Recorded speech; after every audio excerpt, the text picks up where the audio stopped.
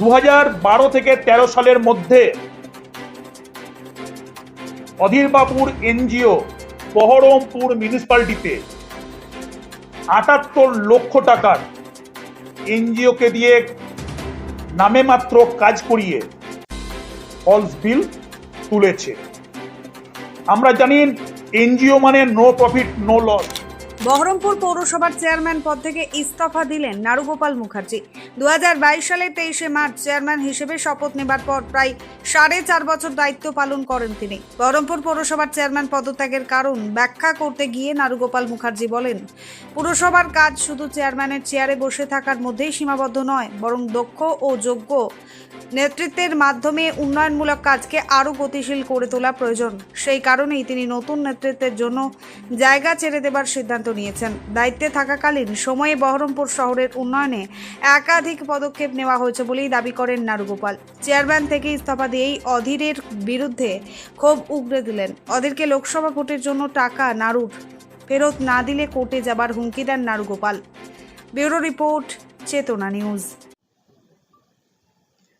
দেখুন, আজকে আপনাদের সঙ্গে আমার চেয়ারম্যান পোস্ট হিসেবে লাস্ট সাক্ষাৎ হচ্ছে, কারণ এরপর থেকে আমি আর চেয়ারম্যান এই পদে অলঙ্কিত হব না। আমি কাউন্সিলর হিসেবে যতদিন মেয়াদ আছে ততদিন আমি কাজ করব। আমি আজকে চেয়ারম্যান পোস্ট থেকে রিজাইন দিচ্ছি। কারণটা এরকম যে দেখেছেন যে 4 তারিখে তৃণমূলকে হারিয়ে বিজেপি গভর্নমেন্ট এসছে এবং বিপুল পরিমাণ ম্যান্ডেট নিয়ে এসছে।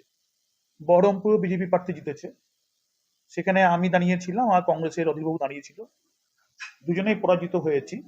অর্থাৎ খুব পরিষ্কার, মানুষের যে ম্যান্ডেট রয়েছে সেটা বিজেপি দলের ওপর রয়েছে এবং তারা তাদের নির্বাচিত বিধায়ক পেয়েছে সুব্রত মৈত্রকে।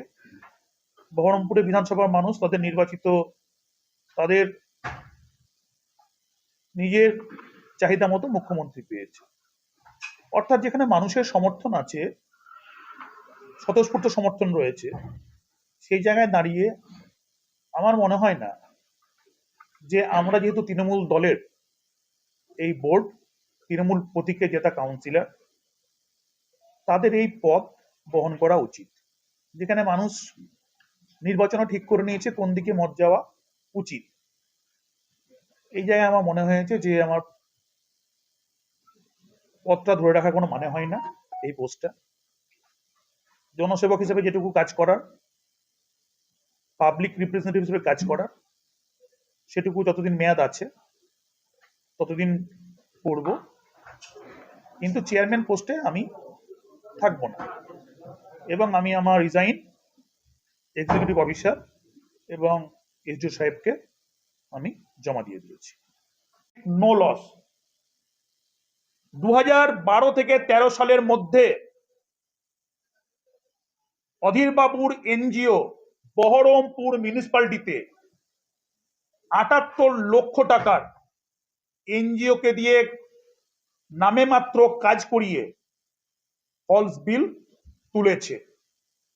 আমরা জানি এনজিও মানে নো প্রফিট নো লস, কিন্তু একটা এনজিও কিভাবে এজেন্সি হিসেবে আপনার বহরমপুর মিউনিসিপ্যালিটি, যিনি তখনকার চিফ অ্যাডভাইজার এবং কংগ্রেসের বোর্ড, কিভাবে দুর্নীতি করেছে, সেই লালন এনজিও আপনার তার যে রুল রেগুলেশন এটা ব্রেক করে টেন্ডারে পার্টিসিপেট করে এই যে প্রফিট করেছে, সেই প্রফিটটা তার অ্যাকাউন্টে গেছে।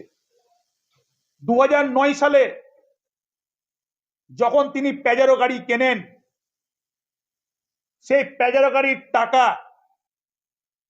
তৎকালীন চেয়ারম্যান নীলরতন নাড্ডকে দিয়ে 40 লক্ষ টাকা তিনি এখান থেকে নিয়েছিলেন। 2012 সালে ইউনাইটেড ব্যাংক, ইউকো ব্যাংক, যেটা জল ট্যাঙ্কির পাশে, দিল্লির অ্যাকাউন্টে, কার অ্যাকাউন্ট উনি ভালো করে বলতে পারবেন, 50 লক্ষ টাকা 60 লক্ষ টাকা তিনি মিউনিসিপ্যালিটি থেকে টাকা নিয়ে গিয়ে ওখানে ক্যাশ টাকা ডিপোজিট করেছিলেন এবং তার সঙ্গে আরো একাধিক দুর্নীতি আছে, প্রতি মাসে মাসে 40 লাখ 50 লাখ টাকা নেওয়া, তার যে কাটমানির তত্ত্ব, সেগুলো তিনি যেভাবে প্রেসার করে নিয়েছেন, মিউনিসিপ্যালিটিকে লুটের সাম্রাজ্য তিনি তৈরি করেছেন। তার ফলে মিউনিসিপ্যালিটি গ্র্যাচুইটি যারা পেত, সেই গ্র্যাচুইটি এখনো পর্যন্ত আউটস্ট্যান্ডিং হয়েছে 11 থেকে 12 কোটি টাকা। গ্র্যাচুইটি না দিয়ে সেই টাকা তার তিনি ব্যক্তিগত ভোগ বিলাসে কাজে লাগিয়েছেন। মিউনিসিপ্যালিটি পিএফ এর টাকা 2006 সাল থেকে জমা দেওয়া হতো না, সেই 6 সাল থেকে জমা দেওয়ার না হওয়ার কারণ কি? বলতো ফান্ডের টাকা নাই। টাকা নাই কেন? যেভাবে শোষণ আর লুটের রাজনীতি তিনি তৎকালীন তার বোর্ডে করেছিলেন, তিনি সবাইকে তার মতো ভাবে, অর্থাৎ চোরের মন পুলিশ পুলিশ একটা আমাদের শব্দ আছে, তিনি তাই সবসময় তিনি সেই টাকার নেশায় উইদাউট ডকুমেন্ট, উইদাউট প্রমাণ তিনি আমার বিরুদ্ধে প্রত্যেকদিন সেজে গুজে প্রেসে বলছে। আপনাকে আবার চ্যালেঞ্জ দিচ্ছি, আমি বোর্ড থেকে সরে গেলাম, আমি তৃণমূল কংগ্রেস করি, আর আপনি কংগ্রেস করেন, আপনার তো নাকি মেলা লাইন, আপনি 3 মাস ধরে যা ফালতু অভিযোগ করেছেন, আপনি এখনো বলছি আগামী আরো 3 মাস সময় দিলাম, আমার এগেনস্টে আপনি একটা মিউনিসিপ্যালিটির দুর্নীতি বা লোকের কাছে টাকা নিয়েছি এরকম একটা অভিযোগ আপনি প্রমাণ সমেত করে দেখান। ফাঁকা কথা আমিও বলতে পারতাম, এতদিন ধরে শুনছিলাম। আমি এই ডকুমেন্টটা দিচ্ছি আপনাদের, আরো লালন সেবা সমিতির ডকুমেন্ট, অ্যারোমার ডকুমেন্ট দিচ্ছি কিভাবে দুর্নীতি করেছে। অনেক সাক্ষী আছে, অনেক প্রমাণ আছে, এবং ওনার নামে আমি আর একটা কমপ্লেন করব। 2000, ওখানে বাবন আছে, এদিকে এসো, 2019 সালে বাবনের মারফত আমার কাছ থেকে, আমি ব্যবসা থেকে টাকা ধার নিয়ে এসেছিলাম, তখন 2019-এর ওর লোকসভা ভোট ছিল, সেই লোকসভা ভোটে 2 লাখ 3 লাখ 4 লাখ 5 লাখ করে 70 লক্ষ টাকা বাবনের হাত দিয়ে আমার কাছ থেকে নিয়েছে। সেই টাকা আমি ওনাকে ফেরত চাইছি, ধার হিসেবে ভোটের খরচার জন্য নিয়েছিল। যদি সে টাকা না দেয়, এই যে বাবন সাক্ষী জিজ্ঞেস করে নিন, ওর হাত দিয়ে 60-74 লক্ষ টাকা মতো পেমেন্ট হয়েছে, 60-65 ওইরকমই পেমেন্ট হয়েছে। সে টাকা যদি না দেয়, আমি কিন্তু ওনার বিরুদ্ধে, বাবন সাক্ষী আছে, আমি কিন্তু পুলিশে কমপ্লেন করব, সিআইডিতে কমপ্লেন করব। অর্থাৎ আমি মুখ্যমন্ত্রীকে অনুরোধ করতে চাই, আমার বিরুদ্ধে যা যা আপনার অভিযোগ আছে পুরো তদন্ত করান। অধীর চৌধুরীর বিরুদ্ধে মিউনিসিপ্যালিটির লুট আর তার সঙ্গে যে খুনগুলো লাস্ট করিয়েছিল তাদেরও প্রচুর সাক্ষী আছে, যারা অধীর চৌধুরীর নির্দেশে খুন করেছিল সিপিএম এর লোকদেরকে, তৃণমূলের লোকদেরকে, তারাও অর্গানাইজড হয়ে আছে। সেই ফাইলও আমি খুলবো, এবং নতুন করে যেগুলো কোর্টে ভার্ডিক হয়ে গেছে আবার কোর্টে অ্যাপ্লিকেশন করব, কিভাবে তিনি সাক্ষীগুলো ম্যানেজ করে সেখানে আপনার নিজে সেই চাতুরতা কাটিয়ে বেরিয়ে এসছে, কেসগুলোকে আপনার অ্যাকুইটাল করে নিয়েছে। কোনো ক্ষেত্রেই কিন্তু অধীর চৌধুরীর দুর্নীতি, সমস্ত রকম দুর্নীতি হোক আর খুন হোক, বাদ যাবে না।